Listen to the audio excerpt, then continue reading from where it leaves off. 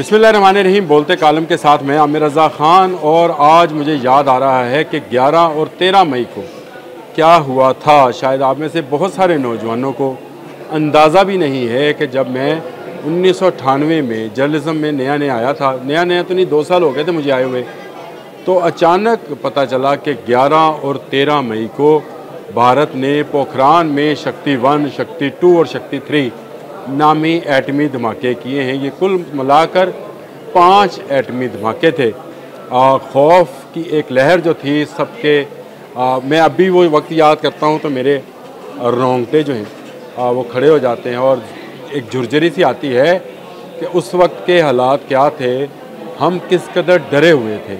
और लगता ये था कि ये धमाके राजस्थान में पोखरान के इलाके में नहीं किए गए, ज़ेरे ज़मीन नहीं हुए, हमारे सरों पर कर दिए गए हैं।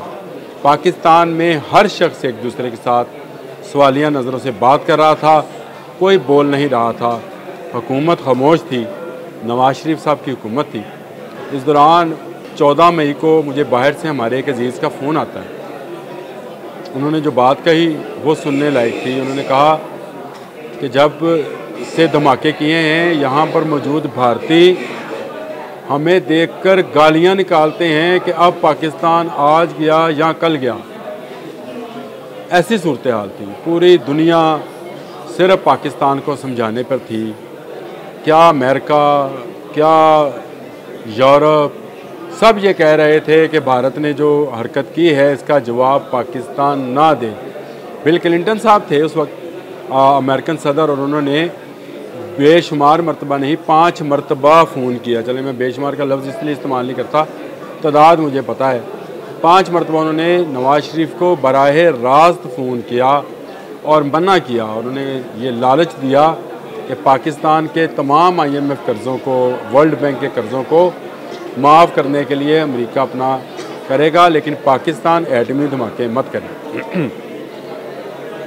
ये धमाके जो पाकिस्तान ने किए, जो आज की डेट में आप ये मेरा प्रोग्राम देख रहे हैं, 28 मई को जाकर किए, लेकिन उससे पहले जो कुछ हुआ वो बड़ा तरीही है और उसके बारे में कोई कुछ नहीं बताता है।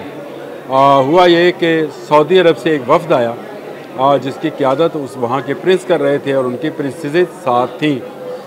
अरब ममालिक में अगर आपका शाही ख़ानदान का शख्स अपनी बेगमात को साथ लेकर, अपने हरम को साथ लेकर आता है, उसका मतलब बहुत बड़ा मतलब होता है कि उसको इनकार नहीं करना, वो अपना घर भर साथ लेके आया है। ये बातें मुझे मुबशरा बाजवा ने बताई, जो कि उन दिनों में उन ख़वातीन की टेक केयर पे मामूर थी, सरकारी अफसर थी। बाद में वो खैर PCB में आई तो वहीं पर मेरी उनसे मुलाकात हुई, तो उन्होंने कहा कि गवर्नर हाउस लाहौर में अरब शहजादे ने नवाज शरीफ को गले लगा कर रोना शुरू कर दिया और कहा कि mister Nawaz Sharif, only you can do this, please do this. The whole Muslim world wants to see a nuclear state like Pakistan, please do it. और उसके बाद नवाज शरीफ ने वो फ़ैसला किया। चलें आप ये कह लें, नवाज शरीफ ने, उस वक्त की फ़ौजी क़यादत ने, साइंसदानों ने वो फ़ैसला किया जिसने आगे चलकर पाकिस्तान को हमेशा हमेशा के लिए भारत से महफूज बना दिया। ये जो हमने 10 और 11 मई को जंग जीती है, ये सिर्फ इसलिए जीत ली कि हमारे पास भी एटमी क़ुव्वत थी और भारत से बेहतर थी। अगर हमारे पास भारत से बेहतर एटमी क़ुव्वत ना होती तो शायद हम ये जंग भी ना जीत पाते, क्योंकि हमें एटमी हमलों से धमकाया जाता, डराया जाता। लेकिन पता था कि वहाँ से गोली आएगी तो इधर से अल नसर ही आएगा एटमी वेपन्स लेकर, जो कि भारत से ज़्यादा सोफिस्टिकेटेड मोबाइल और मिसाइल है, और भारत से ज़्यादा सोफिस्टिकेटेड और वेपन्स भी जो हैं पाकिस्तान के पास मौजूद हैं।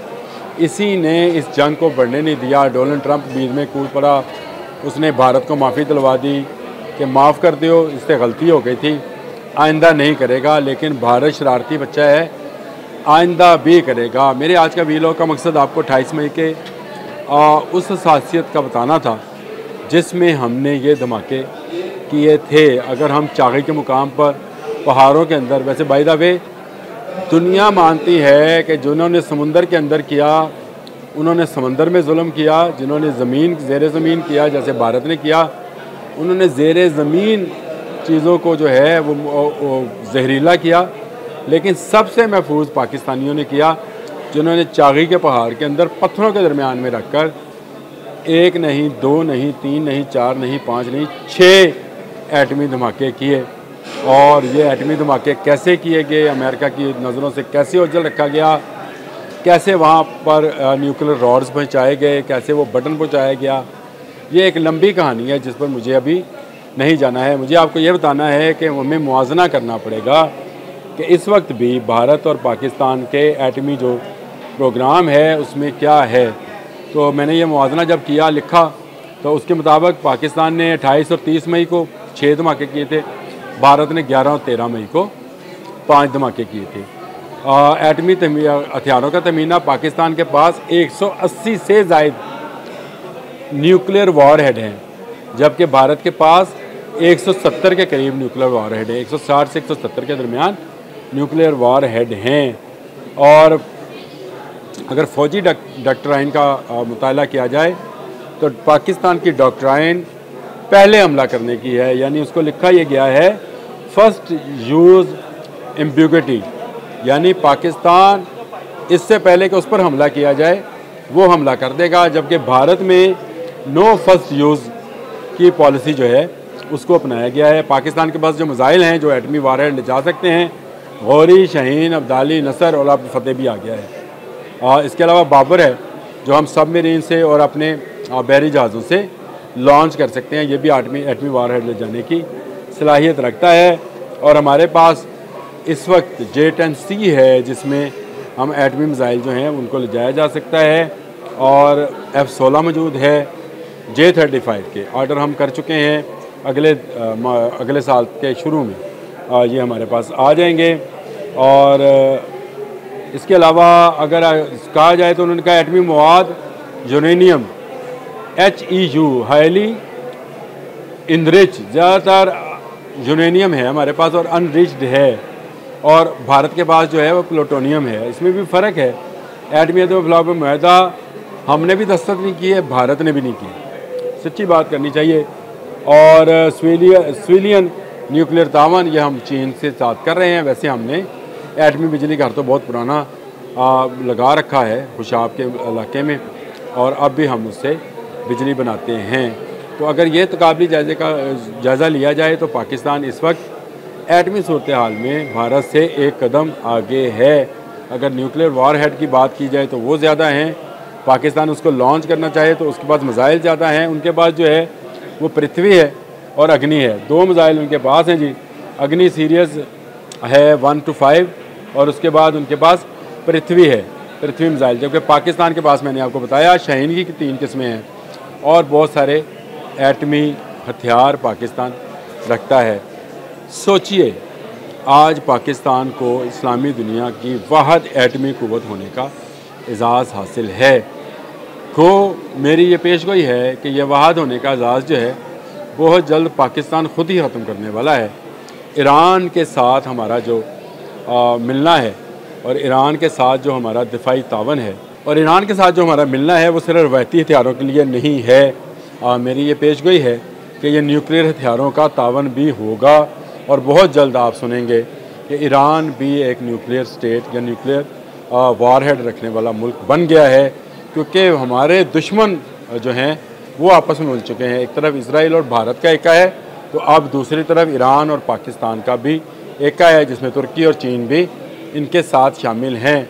तो अगर मुस्तकबिल में अगर कभी ज़रूरत पड़ती है तो हम ईरान का भरपूर साथ देंगे, क्योंकि ईरान भारत को बाय बाय टाटाई कर चुका है, क्योंकि भारत ने इसराइल से मदद ली जो ईरान का जानी दुश्मन है और ईरान के न्यूक्लियर प्रोग्राम का दुश्मन है। लेकिन अब पाकिस्तान के वज़ीर आज़म, पाकिस्तान के आर्मी चीफ, पाकिस्तान के तमाम वफाकी वज़रा बशमूल वज़ीर ख़ारजा और वज़ीर दाखिला ईरान गए और वहाँ पर जो मुज़ाकरात हुए हैं उसमें ये बात तय पाई है कि एक का दिफा जो है वो सबका दिफा होगा और दहशत गर्दी के ख़िलाफ़, ख़ासकर इलाकाई दहशत गर्दी के ख़िलाफ़ दोनों मुल्क मिलकर तावन करेंगे। तो मुझे इसमें से ये नवीद निकलती नज़र आती है कि पाकिस्तान न्यूक्लियर प्रोग्राम के हवाले से भी ईरान की मदद करेगा, क्योंकि हमने NPT पे दस्तखत नहीं किए हुए, अदम फलाव पे हमने दस्तखत नहीं किए। अगर हमने बना लिया तो ईरान भी बना ले। अगर भारत बना सकता है तो वाई नॉट ईरान। अगर ईरान भी बना लेता है, न्यूक्लियर पावर बनता है और हमारा इस्लाम मुस्लिम दुनिया का मुल्क है, तो इज़राइल और भारत को तो पेचिश लगते हैं तो लगते रहें, लेकिन पाकिस्तान आज एक न्यूक्लियर पावर है। आप सब लोगों को मुबारक हो कि इसी न्यूक्लियर पावर होने की स्टैंप ने हमें बचा रखा है। अब तक के लिए इतना ही।